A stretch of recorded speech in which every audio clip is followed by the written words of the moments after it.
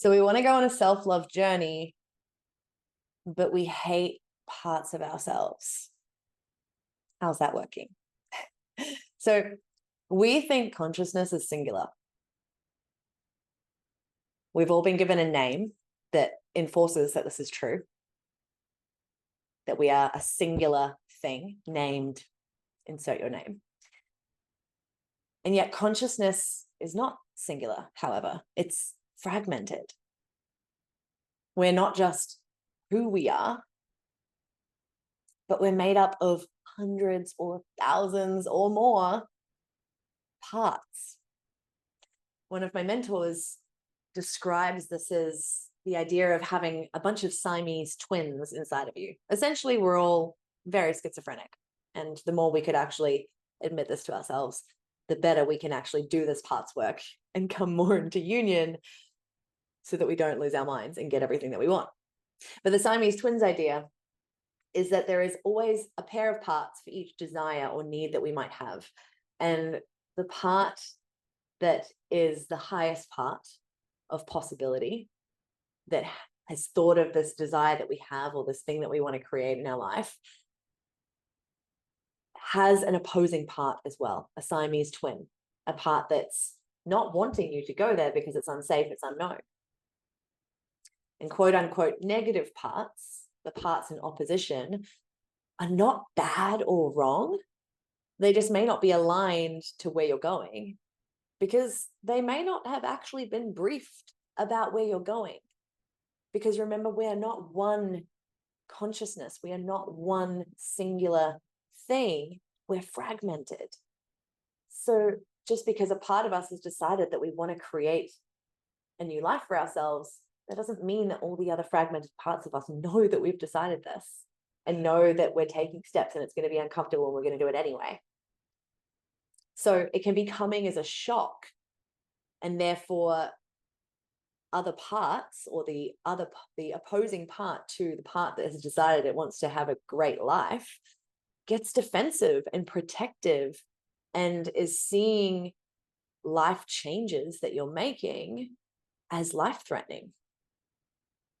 This opposing part can get really loud and be really convincing to give up or stay the same or do the same behaviors and actions that keep you in the exact same place. It's doing it because this part feels unseen and unsupported and unsafe because it doesn't know what's happening. And a lot of people say that we want peace, right? And of course, we get to define what peace looks like and feels like for us. And the definition of peace really is all the parts of ourselves starting to work together, including the parts of us that are fear and guilt, and grief and sadness and anger and frustration and shame, the parts of us that are bitchy and judgmental, hurt, that don't feel good enough or worthy, maybe that hate on others. These are the things that can come up when we start to go in a new direction. And all of these parts, including the negative, have a high positive intention. They have a positive intention. So yes, even your anger or your fear or your hurt or your judgment has a positive intention, usually to keep you safe or to protect you from the unknown. And yet, can we see how it's not going to be conducive to the parts of you that have a positive intention to create a better life for yourself, to maximize your business, to heal your physical body, to have a beautiful relationship? And so inside my group containers, we start to refer to these parts of ourselves that convince us to not do the thing or convince us to be reactive or behave in negative ways. We call them the ladies in the back seats. So if you imagine that you're in a massive stadium and you're standing on center stage, maybe you're about to sing or dance or just be recognized for something amazing that you've done. And there's these old biddies who are sitting way up in the nosebleed seats, and they've got their big hats on and their glasses of shandy and their awful red lipstick that's over their teeth even. And we don't hate these parts. We actually kind of love them. They're endearing, they're funny, they're beautiful, and they have a high intention for us, but they're yelling out, don't go there. Don't do that thing. It's dangerous. You'll fail. You're not good enough. It's too scary. This person did that and they failed. See, you're not good enough. They're not doing it to be mean. We know that. And we look back at them and it's just like, oh, I love you. I can see the little girl in you that wants to be seen and heard and held. And maybe just, conversed with that. Hey, I'm on stage now. We're going in an awesome new direction. It's exciting. It's happening. You guys can just chill and sip your shandy and have a giggle in the back, but I'm doing this thing. I got this. Relax. All humans are acting from highest positive intention for ourselves and sometimes even for others. From families convincing us not to chase our dreams, like the old ladies in the back, they're just trying to protect us from disappointment or failure or judgment. But also even those who abuse. Even those who abuse are actually coming from a highest positive intention, just from terrible programming, because that's probably how they were modeled to connect, how they were modeled to love. It's messed up. And it's always coming from a highest intention, even if we might not understand it from our model of the world. And when we can start to recognize that all parts within us and all parts in others are actually all having a highest positive intention for themselves and for us, and vice versa for us, within all the parts of ourselves, we can start to not be against and hate on parts of ourselves, but to start to bring them into the conversation, to converse with them in the back seats and be like, babes, I've got this, relax, drink your wine. Right? And I laugh with clients all the time about this concept, because before I even learned how to articulate it like I'm teaching today, I used to do this in my apartment day in and day out, conversing with all the different parts of myself. If anyone had been looking in, they would have probably had me committed, because I would have looked like a schizophrenic. And I'm totally okay with it, because it transformed my life.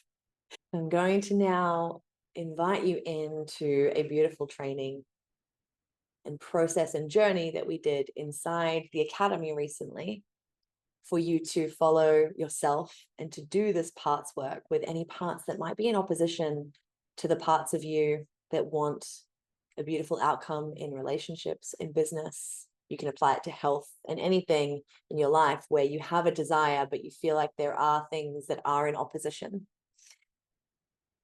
And so if you're currently driving or operating machinery or handling children, you might want to pause this and come back to it later. And you can utilize this process in all the desires that you have. And so what we're going to do today is we're going to play with a couple of different examples of utilizing the perceptual positions activity when it comes to parts work. So first of all, let's do a relationships one. Consider that you either want to resolve and expand and heal a current relationship, or you're wanting to attract and build a new relationship. So the goal and the desire is to build a healthy, happy relationship. Maybe that's different than anything painful from your past. That's the part of you that believes in it, that's excited about it, that's seen possibility in that knows it's possible, that's going to go after it, that maybe has some action plan to get there, to work on yourself and to work on connecting with others and having conversations with your partner, etc. Then the flip side of the coin is the part that doesn't believe that it's possible. The part that maybe thinks, well, everyone cheats on me, everyone leaves, everyone isn't able to be emotionally available, all the good men are taken, my partner just isn't that kind of person to have a conversation with me and to connect. Whatever that part is for you in the context of relationships is the flip side of the coin. That's the part that will be in opposition to anything that this part does to move towards that desire and that goal. And then there's a third party in this activity. You can call it a higher power, you can call it God, you can call it universe, source, or even just the highest version of yourself that is completely unbiased to both other parts. Can look at them as absolute equals and can see each person's perspective. So I like to think of it as source, universe, God. So firstly, what we do is we're going to associate as the first part, the part that's going after the desire. So maybe this is you. So fully associated as yourself, I want you to imagine that you are sitting opposite the part that you're in conflict with, the part that doesn't believe it, the part that thinks it's going to be really hard or sees all the proof of problems and wants you to give up or just resort to old behaviors that haven't really gotten you where you want to be. You're as you looking at that part. And can you just have a conversation with that part? Allow a conversation to flow out of you, perhaps communicating why you have the desire, what the end goal is and how exciting it's going to be. Maybe some of the steps that you're going to be taking that you know will be uncomfortable. Maybe how you're feeling about going after that desire. Maybe you're excited, but maybe you're also a little scared. What you're actually wanting from the other parts of yourself is support. So you can pause the video at this point and have that conversation and see what comes through. Ask for help. Communicate how you're feeling and where you're going and why. And then we move to step 2. So you're actually going to float up out of yourself, and then you're going to associate and drop into the part that is in opposition of this desire. You are now, as that part, looking back at yourself. What does that part think about what's just been communicated? What is that part feeling? What is that part wanting? Allowing yourself as that part to communicate what you want, what you feel, what you think, what you need if you're going to come along this journey towards this new goal and desire. Again, you can pause the video and have that conversation.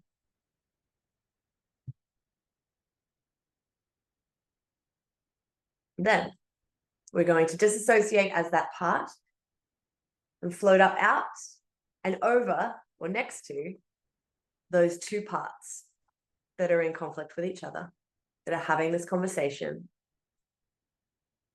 And as that third party, as that higher consciousness, can you look at both parts? Maybe looking at the part that's in opposition first and share anything that you can see that it might need to know. And the same with the part that is moving towards the desire. Can you share anything that you can see that it might need to know so that both parts can work together better? You can pause the video and share those reflections with each part.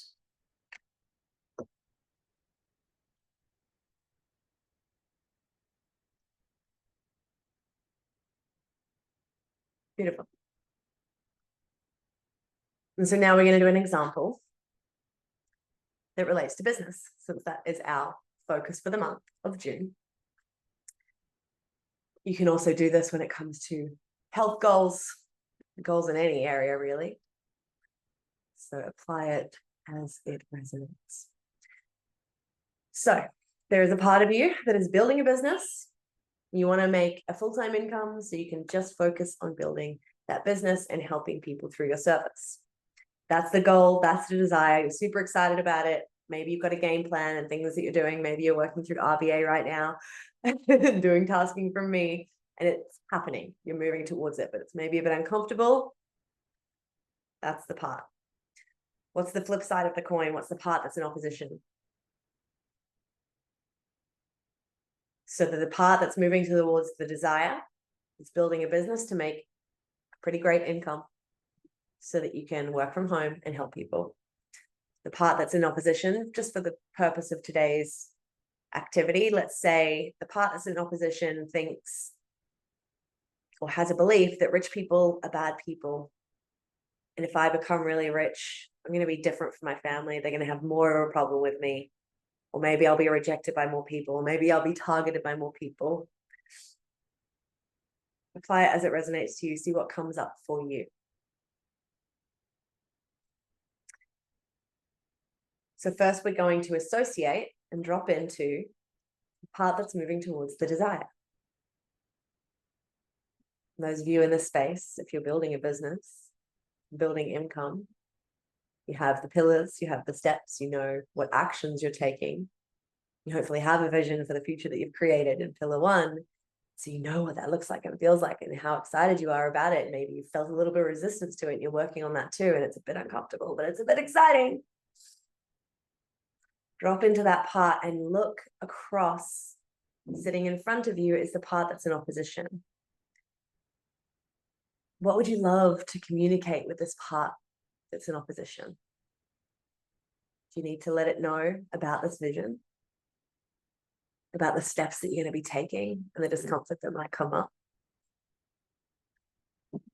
About the story that you might now be choosing, even though this part in opposition might not agree with it?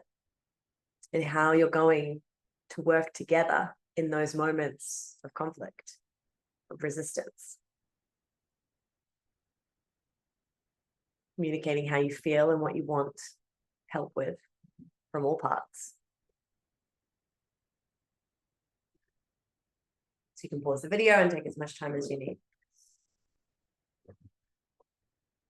Then we're going to disassociate as the desire part and move into the part that's in opposition. Dropping into that part, fully associated, looking across now at yourself, the part that has the desire, and have a conversation.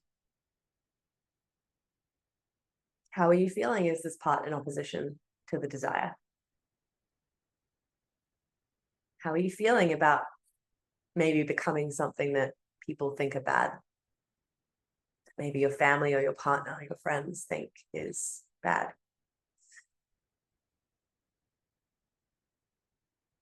What are you thinking? What are you feeling? What are you wanting support with along this path, this new path that you're taking together?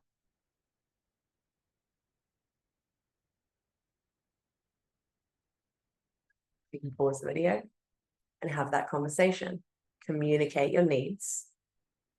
Communicate what's really going on. And let it flow.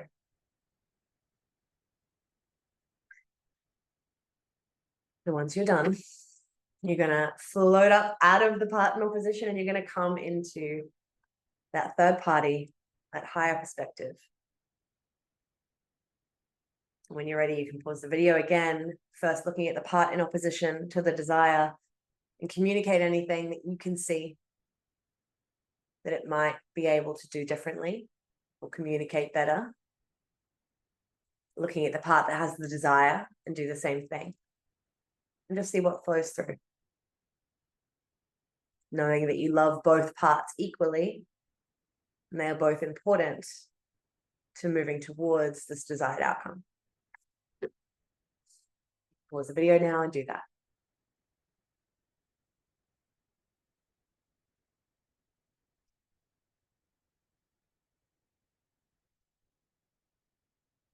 Beautiful. We don't want to make any of these parts bad or wrong. We want to bring them on the journey. We want to work with them and have that constant connection, conversation,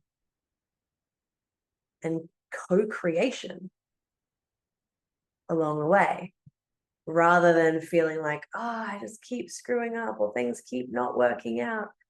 It's because there's parts in conflict, in opposition, working against, which is filtering through and leaking out as unconscious behaviors or dropping into autopilot, having reactions to things instead of slowing it down and communicating better with the parts of ourselves and not getting rid of anything or making anything wrong, but recognizing that even these parts that are made up of fear or grief or guilt or sadness, of anger, frustration, bitchiness, judgmentalness, hurt, not feeling good enough, not feeling worthy, being afraid of success.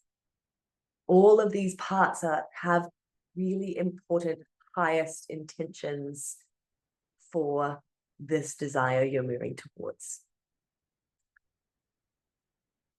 There is importance in fear. There is importance in anger. There's importance in sadness. There's importance in hurt. There's importance in not feeling good enough, because there's actually a highest intention in these parts. Importance in parts of you that know how to protect you, know how to look out for your best interest, know how to keep you safe, know how to go, hey, maybe don't like go shiny object syndrome and just invest in 20 million things. Let's slow it down a little bit and really look at things. Maybe not going shiny object syndrome in relationships and just going for the thing that makes me feel really good in the moment. Go, hold on. Would I want to be with this person if I wasn't making love to them? Right? Would I want to be with this person for the next 50 years of my life exactly as they are if they never change? Right?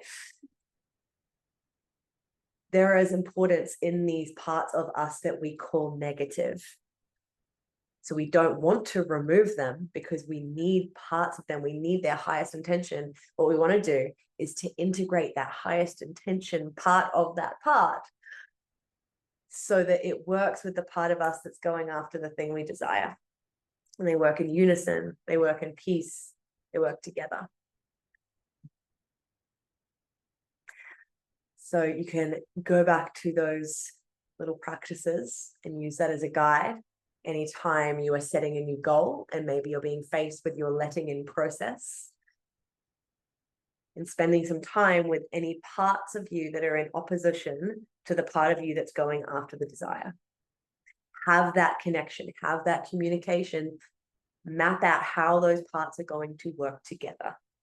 If you would like further help with this, to work with not only the parts, but to start to bring the desire into reality, then you can apply for a chat anytime. And until next time, choose it, create it, enjoy it, really enjoy it. And if you need help with this, come and join us inside the Lovely Radical Academy.